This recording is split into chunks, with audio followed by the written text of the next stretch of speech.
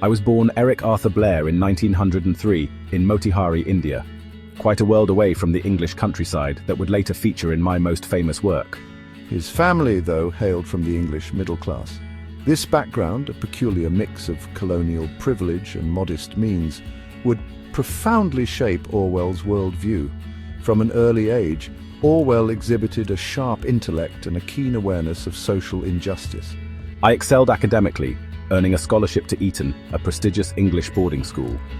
Despite my academic achievements, I felt like an outsider amongst the privileged sons of the elite. He witnessed firsthand the rigid class system and the casual cruelty that often came with unchecked power.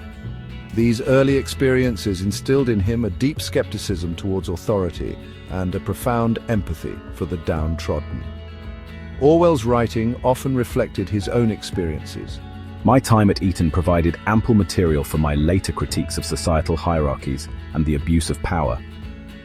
These themes would find their most potent expression in Animal Farm, where the animals' revolt against human oppression mirrors, in many ways, my own rebellion against the stifling norms of my upbringing.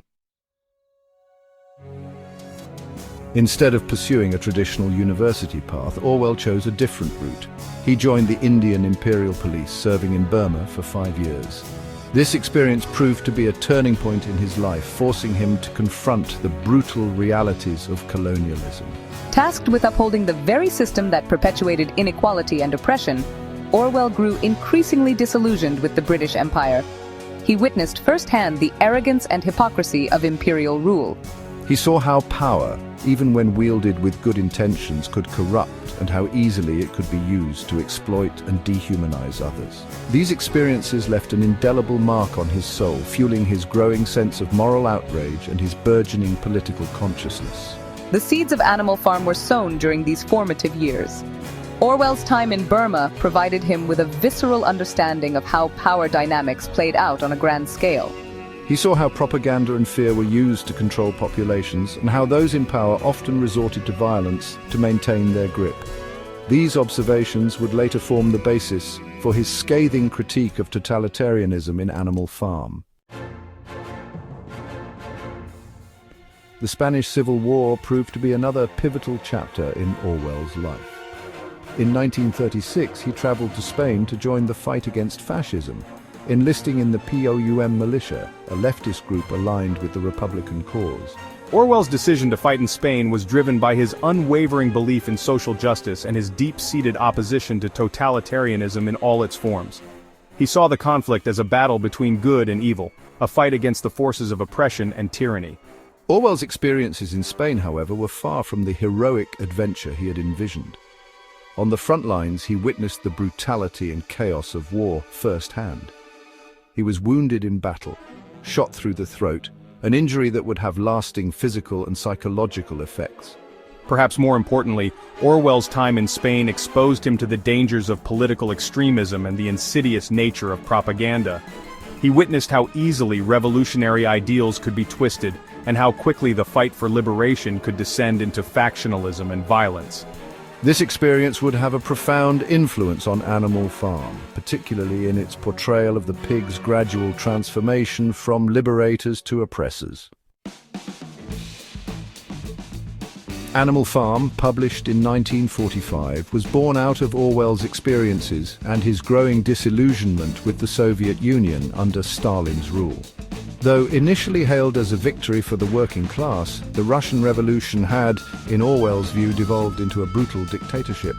He saw chilling parallels between Stalin's regime and the very fascism he had fought against in Spain. The novel tells the allegorical tale of Manor Farm, where a group of animals led by the pigs overthrow their human farmer, Mr. Jones. They established 7 commandments of animalism, a system that promises equality and prosperity for all. However, the pigs, particularly Napoleon, gradually seize control, exploiting the other animals and establishing a totalitarian regime even more oppressive than the one they had overthrown. The novel is a searing indictment of totalitarianism, exposing its inherent corruption and its devastating impact on individual lives. Orwell uses the farmyard setting and anthropomorphic characters to create a simple yet effective allegory that transcends time and place. Section 5, Beasts of England. The early chapters of Animal Farm introduce us to the major players in this allegorical drama and lay the groundwork for the tragedy that will unfold. In Chapter 1, we meet Old Major, the wise old boar whose impassioned speech about freedom and equality ignites the revolutionary spirit among the animals. Old Major's song Beasts of England becomes the anthem of the rebellion, a stirring call to arms that encapsulates the animals' longing for a better world. The song speaks of a future free from human exploitation, a utopia where animals are masters of their own destiny. The lyrics of Beasts of England tap into the universal yearning for freedom and justice. They speak to the deep-seated human desire to break free from oppression and create a more equitable society. However, as the novel progresses, the song is gradually twisted and ultimately suppressed, highlighting how easily even the most noble ideals can be corrupted and manipulated by those in power.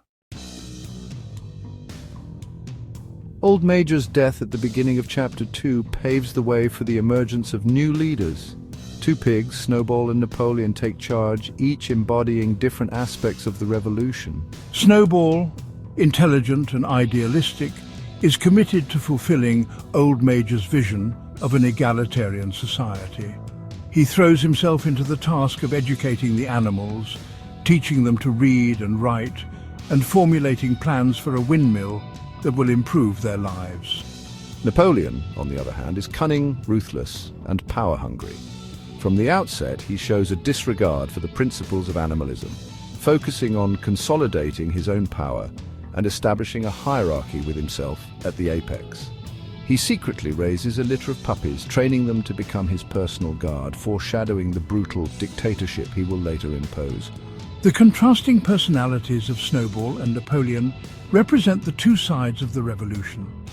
Snowball embodies the initial idealism and hope for a better future, while Napoleon represents the darker impulses that can corrupt even the most well-intentioned movements.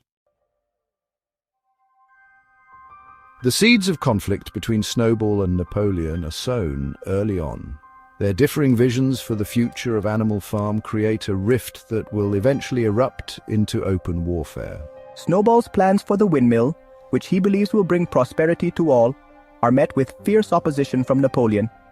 Napoleon, motivated by his own lust for power, understands that a successful windmill would bolster Snowball's position and undermine his own authority.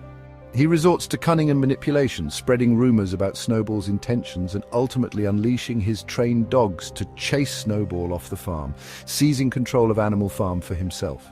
This power struggle between Snowball and Napoleon mirrors the historical conflict between Leon Trotsky and Joseph Stalin in the aftermath of the Russian Revolution.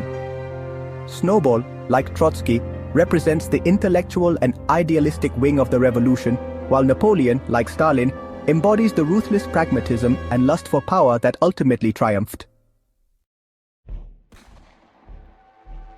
Another significant character in these early chapters is Moses, the raven, who regales the animals with tales of Sugar Candy Mountain, a celestial paradise where animals go after they die.